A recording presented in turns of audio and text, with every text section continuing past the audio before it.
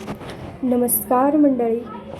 तर काल होता थोडंसं स्टॉल लावायचा पहिला दिवस. तर मी काल स्टॉल लावला होता छोटासा आणि सगळ्यात पहिला बाप्पांचं दर्शन झालं मला सकाळ सकाळी. कारण कालपासूनच आगमन सोहळे चालू होते. तसं तर बाप्पा येणार म्हटल्यावर सगळ्यांना खूप असं एक्साइटमेंट असते, खूप भारी वाटतं. कारण सजावट असते, खरेदी, रात्री रोषणाईनं इचलकरंजी आमची वस्त्रनगरी खूप छान दिसत होती. तर गणपती बाप्पा येणार म्हटल्यावर खूप असं भारी वाटत होतं. आणि गर्दी पण खूप होती स्टॉलवर आणि मस्त असे फटाके वाजत होते. गणपती बाप्पांची मिरवणूक होत्या आणि भारी वाटत होतं.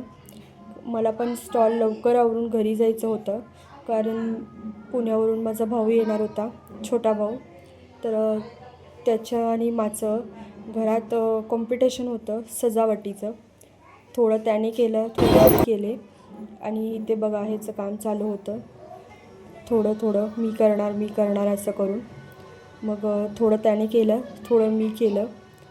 असं मस्ती करत करत आमचं काम चालू होतं. रात्री 12पर्यंत काम झालं. तो ह्याचं म्हणणं ऐका थोडं. लाईटमॅन दादा काय 2 शब्द बोला की. या आमच्या गणपती बघायला या भावांना लवकर घरी.